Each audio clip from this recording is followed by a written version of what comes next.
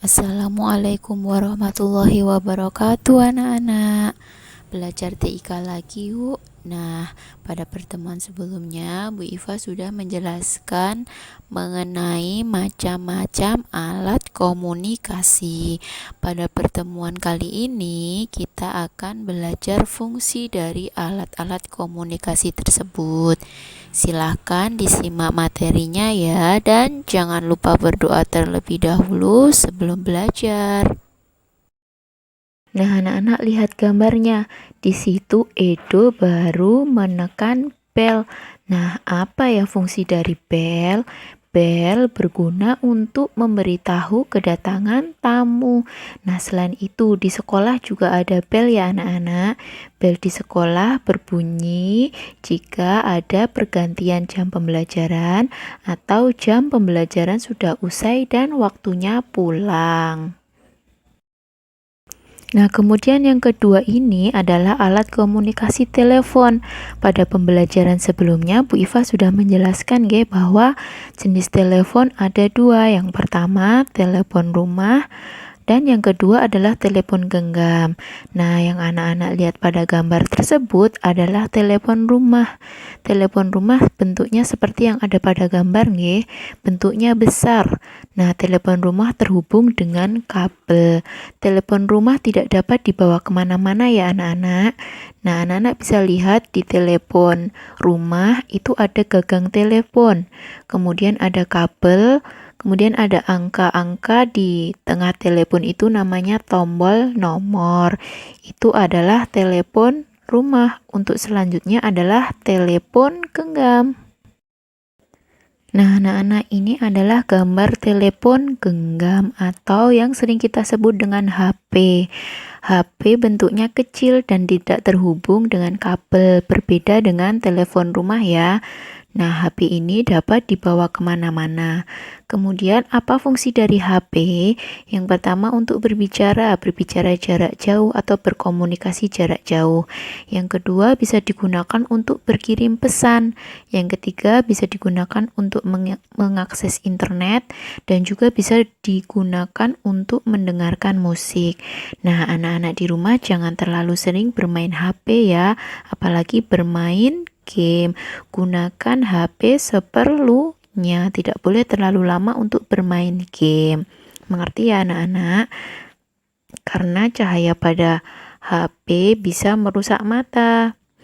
Kemudian anak-anak bisa dilihat di gambar, di HP itu ada pengeras suara. Kemudian ada layar yang menunjukkan gambar. Kemudian itu untuk HP yang lama itu masih ada tombol nomor. Nah, itu adalah alat komunikasi yang disebut dengan HP. Nah, anak-anak, sekarang bagaimana ya cara menggunakan telepon? Tentunya anak-anak sudah pada tahu ya bagaimana sih cara menelepon itu. Nah, yang pertama, persiapkan nomor telepon yang akan kalian tuju. Kemudian yang kedua, angkat gagang telepon. Nah, ketika anak-anak mengangkat gagang telepon, akan terdengar nada panjang, tut. Kemudian yang ketiga, tekan nomor telepon yang dituju. Pada gagang telepon akan terdengar bunyi tut, tut, tut. Nah, ketika telepon sudah menyambung, ucapkanlah salam kepada lawan bicara. Nah, setelah selesai menelepon, letakkan kembali gagang telepon pada tempatnya. Itu adalah cara menggunakan telepon. Nah, anak-anak, yang ketiga adalah radio. Nah, yang gambar paling atas itu adalah radio saku. Dan yang bawah adalah radio mobil. Radio umumnya berbentuk kotak. Radio ada yang berukuran besar dan ada yang berukuran kecil. Nah, anak-anak, radio ini hanya mengeluarkan suara ya. Anak-anak dapat mendengar siaran berita atau musik melalui radio. Apakah anak-anak punya radio di rumah? Nah, yang keempat ini pastinya anak-anak sudah tidak asing ya. Yang keempat adalah gambar televisi. Anak-anak tentunya sering ya menonton televisi. Nah, penyiar berkomunikasi dengan kita. Mereka menyampaikan berita kepada kita, namun kita tidak bisa berbicara dengan mereka. Kita bisa mendengar suara penyiar di televisi, dan kita hanya dapat melihat dan mendengarkan mereka. Ketika anak-anak menonton televisi, tontonlah acara yang baik ya anak-anak.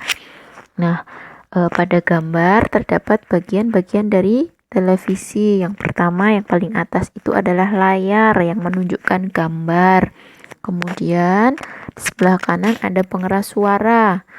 Kemudian di bawah itu ada tombol saluran televisi dan suara. Apabila kita tekan dapat berganti saluran atau meningkatkan volume, atau sebaliknya dapat mengecilkan volume. Kemudian di sebelah kiri ada tombol utama televisi. Nah, ini untuk menyalakan dan mematikan televisi. Kemudian yang kelima adalah komputer. Komputer banyak ya anak-anak fungsinya. Komputer dapat memudahkan pekerjaan kantor. Kemudian komputer juga dapat menghitung dengan cepat. Dan komputer juga membantu kita dalam belajar. Selain itu, dengan komputer kita dapat menonton film, mendengarkan musik, dan bermain games. Nah, tapi ingat ya, ingat belajar, jangan selalu bermain game. Nah, seperti yang sudah Bu Ifah jelaskan sebelumnya, terdapat dua jenis komputer. Nah, yang anak-anak lihat pada gambar adalah komputer yang dinamakan desktop. Nah, desktop terdiri dari monitor, CPU, keyboard, dan mouse. Nah, anak-anak bisa lihat gambarnya ya, mana yang dinamakan monitor, mana yang dinamakan CPU, mana yang dinamakan keyboard, dan mana yang dinamakan mouse. Nah, untuk detailnya nanti akan kita pelajari di bab 2 mengenai perangkat komputer. Kemudian untuk selanjutnya adalah laptop. Nah, ini adalah gambar laptop ya anak-anak.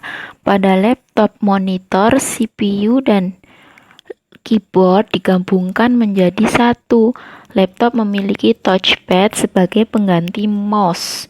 Nah, bentuk laptop lebih ringkas dan lebih ringan dari desktop. Karena laptop lebih ringan dari desktop, laptop ini bisa dibawa kemana-mana. Nah, untuk fungsinya sama dengan desktop ya. Nah, nanti untuk mengenai laptop dan komputer, untuk penjelasan dan kegunaan masing-masing alat perangkatnya akan Bu Ifah jelaskan di pertemuan selanjutnya. Alhamdulillah, cukup sekian untuk pembelajaran hari ini. Semoga ilmu yang didapat bermanfaat ya anak-anak. Tetap jaga kesehatan dan selalu semangat belajar ya. Untuk tugasnya kali ini, anak-anak merangkum dari yang sudah Bu Ifah jelaskan. Nanti rangkumannya Bu Ifah share di grup dan silahkan anak-anak menyalinnya di buku tulis TIK. Cukup sekian dari Bu Ifah. Billahi taufiq wal hidayah. Wassalamualaikum warahmatullahi wabarakatuh.